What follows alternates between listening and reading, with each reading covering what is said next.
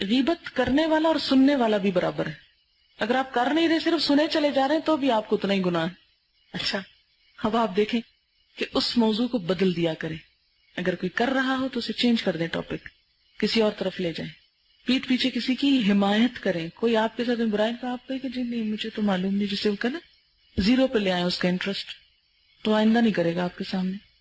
حدیث ہے اگر کوئی شخص کسی مسلمان کی حمایت ایسے موقع پہ نہیں کرتا جہاں اس کی تذلیل کی جا رہی ہو اور اس کی عزت پر حملہ کیا جا رہا ہو، تو اللہ تعالیٰ بھی اس کی حمایت ایسے موقع پر نہیں کرتا جہاں وہ اللہ کی مدد کا خواہاں ہو. اور اگر کوئی شخص کسی مسلمان کی حمایت ایسے موقع پہ کرتا ہے جہاں اس کی عزت پہ حملہ کیا جا رہا ہو اور اس کی تذلیل اور توہین کی جا رہی ہو، تو اللہ تعالیٰ اس کی مدد ایسے موقع پہ کرتا ہے جہاں وہ چاہتا ہے کہ اللہ اس کی مدد کرے. اگر ہم کسی کے پیٹھ پیچھے اس کا دفاع کریں گے تو اللہ تعالیٰ بھی ایسے موقع پہ ہمارے دفاع کا سبب پیدا کر دے گا جب لوگ ہمارے بارے میں ہمارے خلاف کچھ کہہ رہے ہیں. پھر اور کیا کریں؟ ایسے لوگوں کو چھوڑ دیں جو غیبت کے عادی ہوں. کنارہ کشی، ان کی دوستی یک مشترک ختم، کہ جن کا شغل ہی صرف غیبت ہے. کیونکہ انسان غیبت کرتا ہی ایسے لوگوں کے ساتھ ہے جو عادی ہوتے ہیں غیبت کے. آپ ان کے ساتھ بیٹھتے چلے جائیں، وہ دہانہ کھول دیں گے لاوے کا مختلف لوگوں کو جلانے اور ختم کرنے کے لیے. اوائڈ کریں، کوشش کریں ملاقات ہی نہ ہو ایسے لوگوں سے. اور اگر کہیں پھنس جائیں آنکھیں تو ایسی باتیں چھیڑ دیں کہ وہ انہی میں الجھ کے رہ جائیں. اب یہ آپ کی ہوشیاری ہے نا کہ آپ چھیڑ سکیں. کلیور ہونا چاہیے، مسلمان کو کلیور ہونا چاہیے اس سینس میں کہ وہ برائی سے بچ سکے. آپ دیکھیں نا کہ اگر آپ محتاط نہیں تو آپ ڈرائیونگ میں ایکسیڈنٹ کر بیٹھیں گے. تو اسی طرح اگر آپ محتاط نہیں تو آپ مار کھا جائیں گے لوگوں سے. محتاط ہونے کی ضرورت ہے. اور اگر آپ نیت رکھتے ہیں تنصر اللہ ینصرکم، اللہ بھی مدد کرے گا. اور کچھ نہیں تو یہ کہیں ذرا پانی پینا چاہتے ہیں 1 منٹ کے لیے اس کریں اور اٹھ کے پانی لینے چلیں اور لا کے پی لیں. اسی طرح یعنی کوئی بھی طریقہ ہو سکتا ہے، ٹاپک بدل دیں. پھر ایک اور بات یہ ہے کہ اچھے کام میں اپنے آپ کو مصروف کر لیں. ٹائم ہی نہیں ملے گا غیبت کرنے کا. سب سے آسان بات یہ، دل میں خیال آئے بھی فلانا برا کر رہا ہے تو اچھا ٹھیک ہے ذرا کرتے ہیں کچھ اس کا، اور پھر بھول جائیں گے آپ کیونکہ وقت ہی نہیں ملا. یہ سب سے آسان طریقے. ادفع باللتی ہی احسن، اچھی مصروفیت، اچھی ایکٹیویٹیز. مثلا جیسے عموماً گھروں میں ایسا ہوتا ہے اور سب کے گھروں میں ہوتا ہے نا، گھر میں ہی آ کے سب صحیح ایکسپوز ہوتے ہیں لوگ، باہر تو خول چڑھائے رکھتے ہیں. گھر جب بالکل پیور پرسنل اوریجنل مجلس یعنی ایکسکلوسیولی بالکل انر سرکل کی ہوتی ہے، سب طوفان وہاں اٹھتے ہیں. اور سب سے مشکل محاذ وہ ہے. لوگوں کو باہر تو اوائڈ کر دیں. آپ کو پتا یہ لڑکی کرتی، میں نے نہیں اس کے پاس بیٹھنا، میں نے نہیں گزرنا اس کے پاس، بچ گئے آپ. آسان ہے. سب سے مشکل ترین محاذ آپ کا اپنا گھر ہے. تو جب کبھی ایسی کوئی بات نہیں تو آپ کہ جیسے گھروں میں عموماً ہوتا ہے، تو اس کا ایک طریقہ یہ ہے کہ آپ کوئی ایسا اسٹیکر یا آیت لکھ کر لگا دیں. مثلا جیسے غیبت زنا سے بدتر ہے، یا یہاں پر جو آیا ہے غیبت کرنا مردہ بھائی کا گوشت کھانا، تو جب کوئی کرنے لگے تو ایک دم ادھر اشارہ کر وہ پڑھ لو. مثلا بعض اوقات یہ ہوتا ہے کہ جیسے آپ کا کوئی ایسا رشتہ ہوتا ہے جو بہت سینسیٹیو ہوتا ہے نا، تو اس صورت میں یہ ہوتا ہے کہ بعض اوقات بزرگ لوگ جب ہو جاتے ہیں نا تو وہ ناراض بھی جلدی ہونے لگتے ہیں پھر، اور ان کو باتیں کرنے کا دل بھی چاہتا ہے اور کوئی ان کو ملتا نہیں. جب کوئی ملتا ہے تو اس کو پکڑ کے بٹھا لیتے ہیں اور سب کے خلاف غم غصہ نکالتے ہیں جو ان سے زیادتیاں کر رہے ہوتے ہیں. بیچارے وہ بھی سچے ہوتے ہیں، کیا کریں. تو ظالم کی شکایت جو ہے وہ مظلوم جب کرتا ہے تو سن لیں، کوئی حرج نہیں. واقعی اگر حقیقی ظلم ہوا ہے، مثلا کوئی بیٹا اپنی ماں سے بات نہیں کرتا اور ماں دکھی ہے، مظلوم ہے، وہ آپ پر اعتماد کرتی ہے، تو وہ اپنے ہی بچے کی شکایت آپ سے کر رہی ہے، تو آپ یہ کہ نہیں ادھر ادھر نہیں، کیوں سنیں آپ، اور پھر آپ کہیں اماں جی آپ دعا کریں، اور اس طرح کی کوئی مشورہ اچھا دیں، یا کوئی کہانی اٹھا لیں پھر میں آپ کو پڑھ کے سناتی ہوں، کوئی مداوع کر دیں، لیکن سن لیں. یہ الگ بات ہے کہ وہ ہر ایک کو سنا رہے ہیں. اور اگر آپ کو پہلے سے، کیونکہ اپنے خاندان میں خاص طور پتہ چل جاتا ہے کہ یہ فلاں شخص کے خلاف بولنے لگے، ان کا آپس میں جھگڑا اور میں اس میں کچھ نہیں کر سکتی، تو پھر اوائڈ کریں سننے سے. مٹیریلسٹک ہو گئے ہیں، وہاں بھی ایکسٹریم ہے، ایک اعتدال نہیں کہ انسانی رشتوں تعلقات، کسی کا غم دکھ نہ سننے کا وقت نہ سنانے کا، ہر ایک اپنے آپ میں. اور یہاں ایک دوسری ایکسٹریم ہے، کام کوئی نہیں تو صرف گلوں شکووں کے علاوہ اور کوئی شغل نہیں. تو یہ دونوں انتہائیں، ان دونوں کے درمیان سنیں بھی، مشورہ بھی دیں، حل بھی کریں، ان کے ساتھ ہمدردی بھی کریں. اور اس کے علاوہ اگر پتہ چل جائے اب مثلا دو میاں بیوی کے درمیان جھگڑا ہے، آپ کے بھائی اور بھابھی مثلا، مثال کے طور پہ، اب آپ کو پتہ ہے نا کہ نہ آپ بھابھی کو سمجھا سکتے ہیں نہ بھائی کو سمجھا سکتے ہیں. اب جب وہ جھگڑنے لگے، کرنے لگے آپ کے پاس آ کے، تو اوائڈ کریں کہ بس اللہ ہدایت دے تم دونوں کو، میں کیا کر سکتی ہوں. اور اگر آپ واقعی کچھ کر سکتے ہیں اس کو یا اس کو پکڑ سکتے ہیں، آپ بڑے ہیں، آپ پکڑ کے صحیح بھی کریں، سن لیں. لیکن یہ ہے کہ جیسے کسی نے لکھا ہے کہ میں عموماً یہ کرتی ہوں کہ جب بھی کوئی ایسی کیفیت ہو کتاب اٹھا لیتی ہوں اور پڑھ کے سناتی ہوں، فوراً بات بدل جاتی ہے اور غیبت کا خیال نہیں رہتا.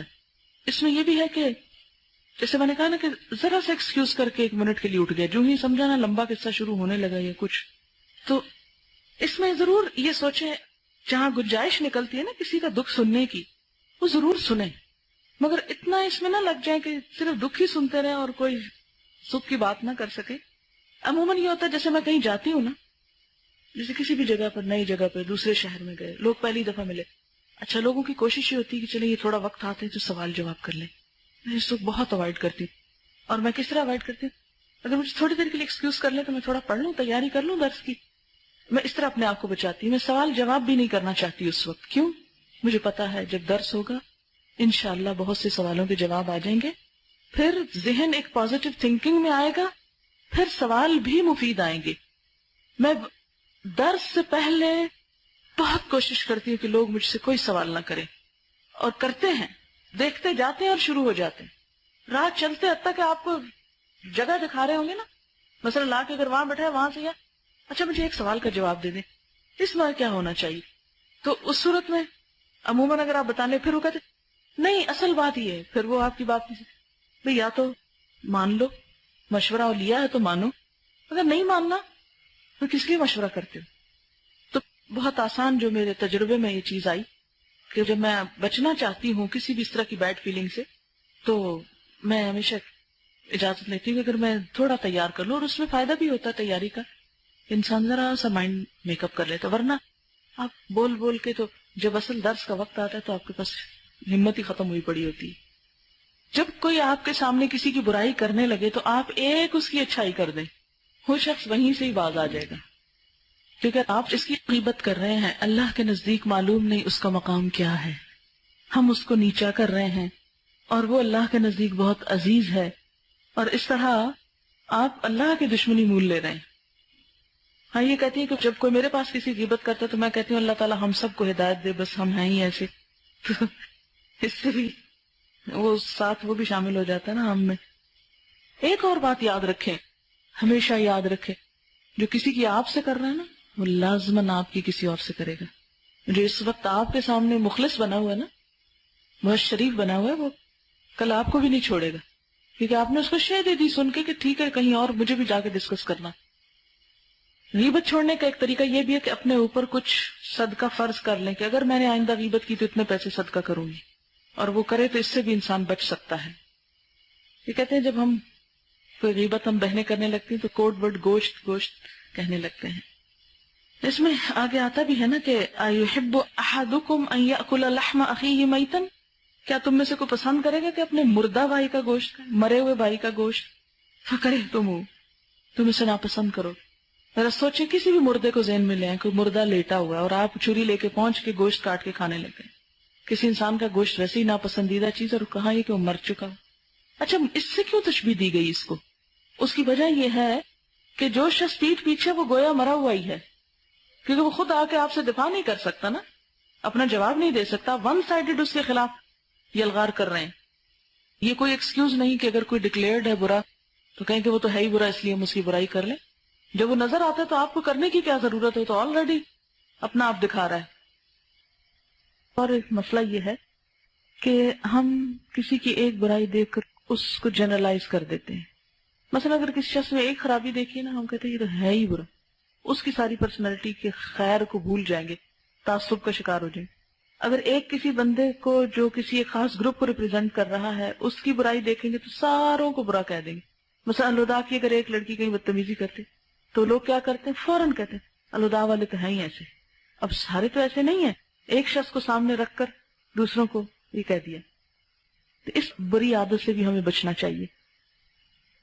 اور سب سے بڑی بات یہ کہ اگر ہمارے کے بارے میں اچھا گمان رکھیں تو انشاءاللہ غیبت کم سے کم ہوگی. یہ بہت اچھی بات انہوں نے کی. غیبت سننا کیوں برا ہے؟ اس لیے کہ جب ہمارے ساتھ کوئی برائی کرتا ہے تو وقت کے ساتھ ساتھ ہو سکتا ہے اس کا رویہ تبدیل ہو جائے، تو ہمارا نظریہ بھی اس کے بارے میں تبدیل ہو جائے. لیکن ہم جس شخص کو خود نہیں جانتے اس کی برائی سن کے اس کے بارے میں ایک بری رائے قائم کر کے بیٹھ جاتے ہیں تو ہم کوئی تعویل نہیں اس کی کر سکتے، اور اس کے بارے میں ایک برا ہی اوپینین اپنے لیے بنائے رکھتے ہیں. اور اس طرح ہم کبھی بھی اچھے دل سے اس سے بات نہیں کر سکتے، نہ ملاقات کر سکتے. اگر کہیں وہ سامنے آ بھی جائے تو ہم صرف کرٹیکلی اس کو دیکھتے ہیں. کئی دفعہ لوگ آپ کے پاس بھی آتے ہوں گے، میرے پاس بھی آتے ہیں کہ ہم نے آپ کے بارے میں جو کچھ سن رکھا تھا کئی دن تو یہی جائزہ لیتے رہے وہ چیز آپ سے ڈھونڈ نکالیں آپ کے اندر سے. کبھی بھی جب کوئی شروع کرتا ہے نا کسی کو کریٹیسائز کرنا، تو عموماً میں یہ کہتی ہوں کہ پتہ نہیں ہم میں کتنے عیب ہیں، معلوم نہیں ہماری کیا کیا خامیاں ہیں. فوراً پھر مزاج بدل جاتا ہے. اگر وہ ایک دم منع نہ بھی ہو تو کول ڈاؤن ہو جاتا ہے، پھر مزہ نہیں آتا اس کو بات کرنے میں. مزہ اسی وقت آتا ہے جب آپ کہیں اچھا تو اور کیا، جو نہیں پتا اس کو بھی نکلوا لیں.